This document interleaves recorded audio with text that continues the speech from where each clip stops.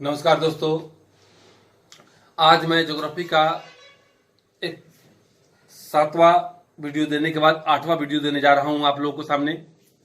आज सुनकर भी और देखकर भी आश्चर्य होगा कि एक छोटी सी टॉपिक पर कितनी बड़ी बड़ी कहानियां बनाई जा सकती है और उन कहानियों से हर बार कंपटीशन का सामना करना पड़ रहा है। तो दोस्तों, देर न करते हुए हम लोग आज एक छोटा सा टॉपिक बनाएंगे और उस टॉपिक में देखिए मैंने क्या लिख रहा हूं। मैंने यहां लिखा SEM।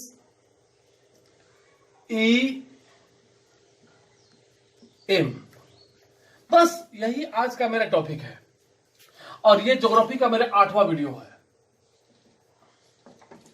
अब आप समझिए कि इस पर क्या क्वेश्चन बन सकता है। ये है क्या, इस पर कैसे क्वेश्चन बनेगा, या क्या इस पर जो क्वेश्चन बनेगा हम लोग रट पाए हैं, सुन पाए हैं, समझ पाए हैं कि नहीं, अपनी यादाश्त को मजबूत कर पाए हैं कि नहीं कर पाए हैं। उम्र बढ़ेगी, पढ़ने की क्षमता घटेगी, मैं अपने हर वीडियो में कहता हूं, लेकिन इस बार आपको यही कहूंगा कि इसको गौर से सुनेंगे और देखेंगे। दोस्तों, ये SEM आप पढ़ लेंगे, लेकिन नहीं सर, इसकी अर्थ हम लोग व्यापक लगाएंगे। ये है सूरज, ये अर्थ और ये है मून। अब तो आपके दिमाग में आ गया होगा कि ये घटना क्या कहती है। ये घटना कहती है ग्रहण की। लेकिन समझिए इस पर क्वेश्चन कैसे बनेगा। सूरज, पहले हम लोग सूरज के बारे में निकालेंगे, फिर ये निकालेंगे कि सूरज क्या है। तो निश्चित रूप से सूरज एक तारा है। अब क्वेश्चन आता है कि तारा क्यों है, क्योंकि इसमें स्वयं का प्रकाश होता है, स्वयं का ऊर्जा और प्रकाश होता है। तो क्वेश्चन आता है कि सूरज एक तारा है इसलिए कि उसमें स्वयं ऊर्जा उत्पन्न होता है और प्रकाश भी उत्पन्न होता है। अब क्वेश्चन यहां से निकालिए कि इसमें ऊर्जा किस विधि द्वारा उत्पन्न होता है। तो नाभिकीय संलयन विधि। अब समझिए संलयन विधि क्या है। तो दोस्तों, सूरज गैसों का एक गोला भी है, सूरज आग का भी एक गोला है, और इस तरह से सूरज सबका जीवन दाता भी है।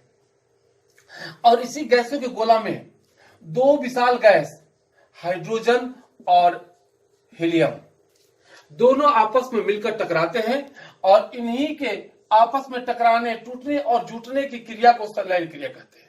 संलयन क्रिया क्या है, क्वेश्चन पूछता है। तो हीलियम और हाइड्रोजन के विशाल पिंड जब आपस में टकराकर टूटते हैं और पुनः जुटते हैं तो टूटने और जुटने की क्रिया को क्या कहते हैं, संलयन। और इसमें क्वेश्चन डाल देगा कि हाइड्रोजन कितना परसेंट, तो लगभग 71.5%, और ये कितना परसेंट, तो लगभग 24 या लगभग 24.5%। तो इस तरह से क्वेश्चन यहां से निकल कर आता है।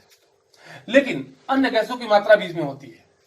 अब आते हैं कि सूरज में ऊर्जा की उत्पत्ति कैसे होती है संलयन विधि में। संलयन विधि में किन दो गैसों का महत्वपूर्ण भूमिका होती है, हाइड्रोजन और हीलियम की। तो अब क्वेश्चन यहां से आता है कि हाइड्रोजन और हीलियम मिलकर ऊर्जा देते हैं और प्रकाश निकलता है। तो क्वेश्चन आता है सूरज से कितने रंग के प्रकाश निकलते हैं या कितने प्रकार के प्रकाश निकलते हैं।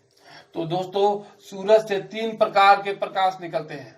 अब यहां से क्वेश्चन निकलता है ये प्रकाश कौन कौन निकलते हैं। तो ये भी क्वेश्चन आता है सूरज से निकलने वाले प्रकाश कौन कौन है।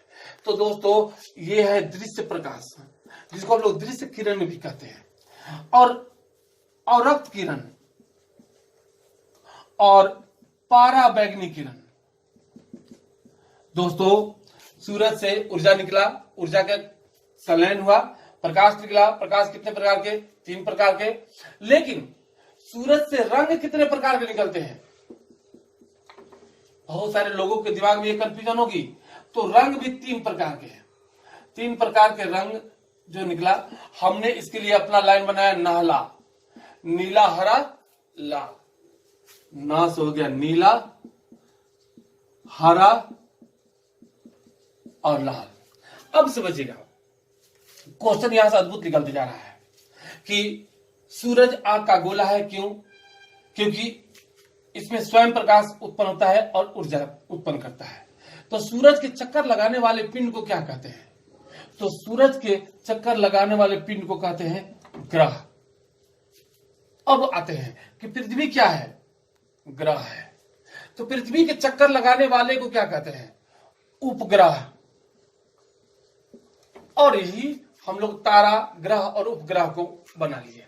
लेकिन क्वेश्चन मेरा अलग अलग बनते जा रहा है कि यहां से यहां के बीच में, अब यहां से क्वेश्चन निकल गया कि जब सूरज और पृथ्वी के बीच में अधिकतम दूरी हो तो उसको क्या कहेंगे? तो इसको कहते हैं एपीहीलियन।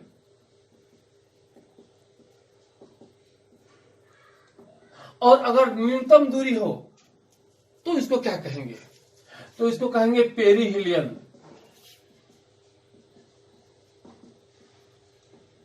अब समझिएगा इसका हिंदी में क्या कहते हैं? अपसौर।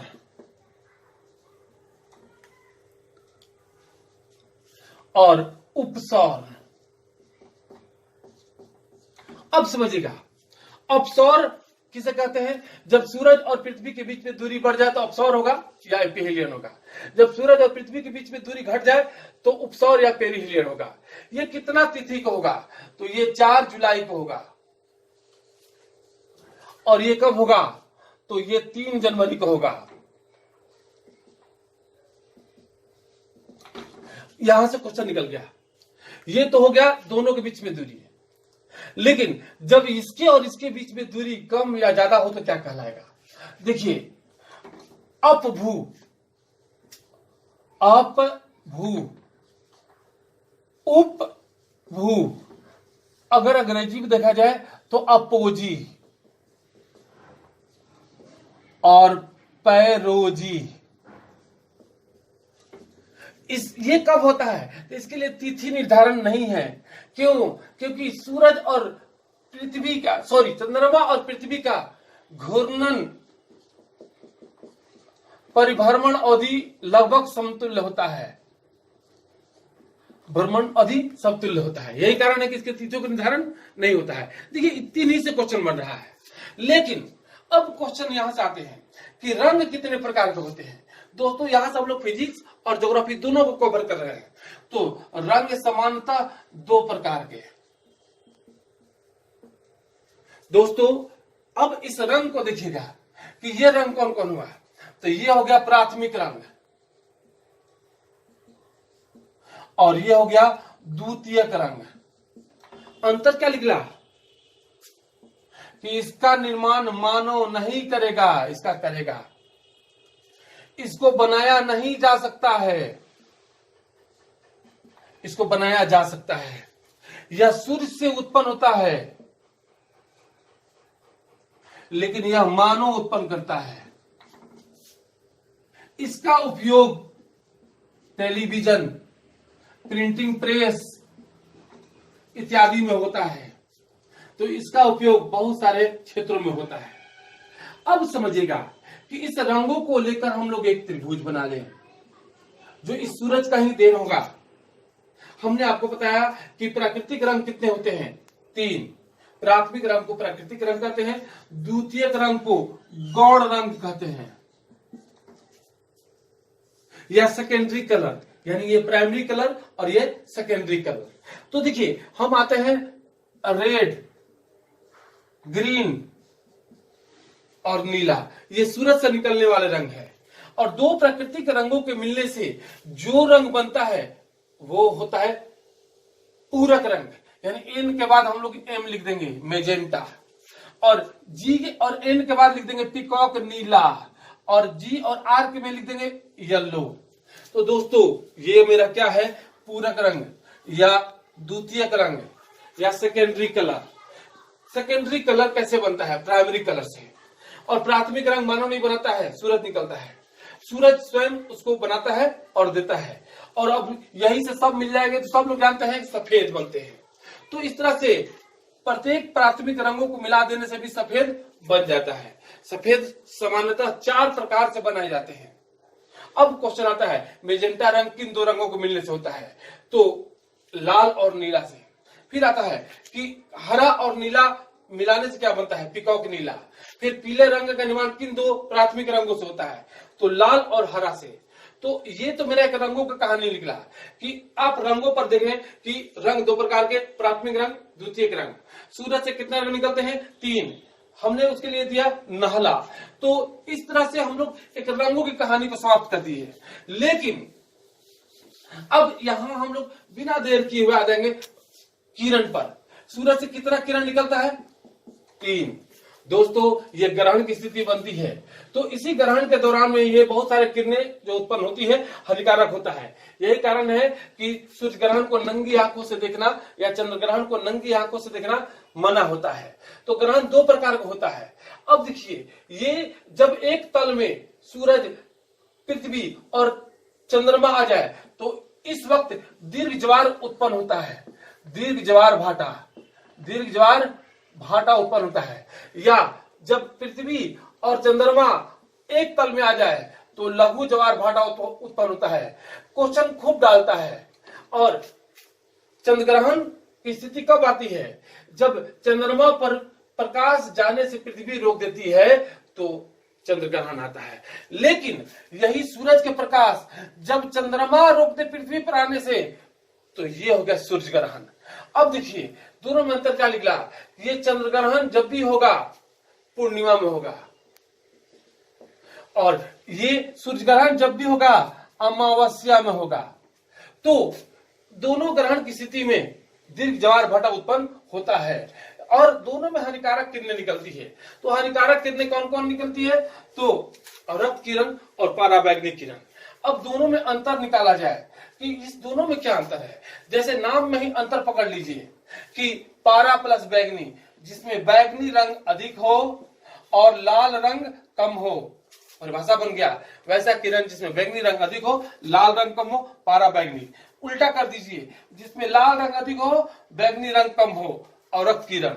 और ये तो हमेशा दिखाई देने वाला है किरण, तो ये दृश्य किरण, ये हमेशा दिखाई देता है, तो ये हानिकारक नहीं होता है। लेकिन ये दोनों हानिकारक होता है।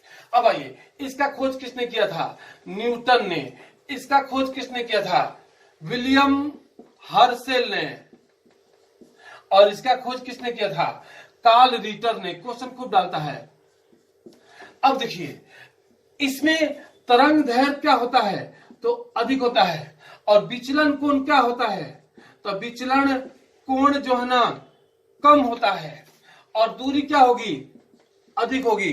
फैलाव क्या होगा, तो कम होगा। सेम उल्टा कर दीजिए कि रक्त किरण की विशेषता क्या है कि इसमें पहला लाल रंग होता है सबसे अधिक और बैंगनी रंग कम होता है। इसका खोज विलियम हर्शेल ने किया था। इसमें तरंग दैर्घ्य सबसे अधिक होता है, इसका विचलन कोण कम होता है, यह लंबी दूरी तय करता है और कम फैलता है। सेम आते पारा बैगनी को, तो पारा बैगनी में बैगनी रंग अधिक होता है, लाल रंग कम होता है। खोजकर्ता कार्ल रिटर ने थे। और इसका विचलन कोण अधिक होता है, सीधा समझिएगा, विचलन कोण अधिक और तरंग दैर्घ्य कम, और दूरी इसकी कम होती है और फैलाव इसका ज्यादा होता है। तो इस तरह से क्वेश्चन निकल जाएगा। इसका उपयोग हम लोग करते हैं लेजर लाइट में, सिग्नल में, रडार में, सोनार में, सुरंगों के पता लगाने में। लेकिन इसका उपयोग हम लोग करते हैं टॉर्च में, फॉग लैंप में, कुहासा लैंप में, इत्यादि में। तो दोस्तों इसी टॉपिक से, इतना ही छोटा टॉपिक से भी और क्वेश्चन निकलेगा कि पृथ्वी क्या है, तो पृथ्वी ग्रह है। किसकी परिक्रमा करती है, सूरज की। सूरज की परिक्रमा करने वाला एकमात्र उपग्रह कौन है, चंद्रमा है। तो इस तरह से इस टॉपिक